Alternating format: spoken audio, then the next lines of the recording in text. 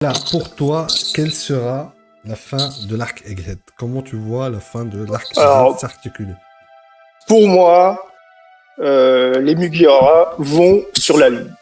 C'est en gros, c'est d'abord c'est comment et pourquoi. Et en gros, on va voir que bah déjà on voit que dans tout l'arc, au début de l'arc, on voit que tout le monde avait déjà pensé cette théorie de ils iraient à la Lune grâce à la technologie de Vegapunk.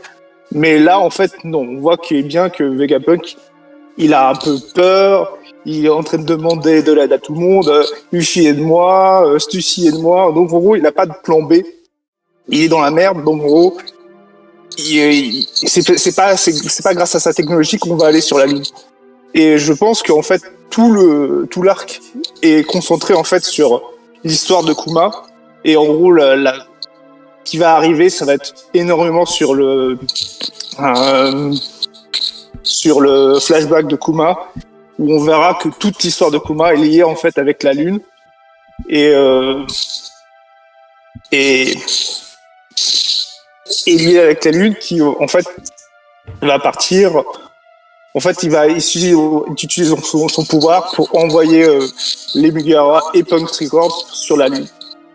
Ok. Et en gros, et pourquoi il les enverrait sur la Lune, c'est c'est parce que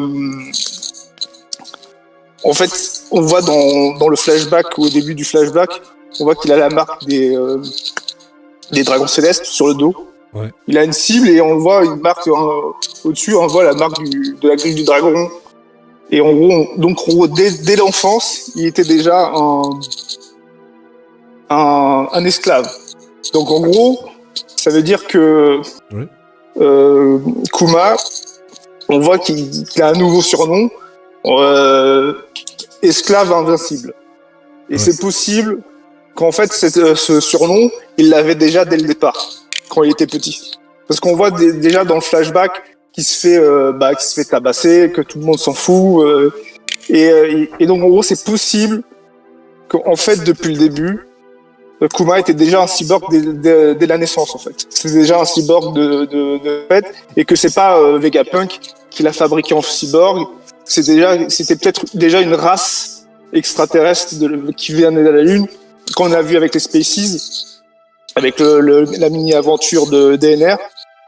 Et donc, en gros, c'est peut-être pour ça que tout le monde qu'il est lié à la Lune, en fait. Parce qu'en gros, c'est possible que à la fin de Egghead, on verra tout son arc narratif avec la flashback et que en fait son désir le plus cher c'est de retourner chez lui et grâce en fait avec les mémoires de Kuma, j'imagine très bien que les mémoires de Kuma vont grossir, envelopper le Punk Records avec l'équipage et les autres personnages, Vegapunk, les Stellar, pour l'envoyer vers la Lune.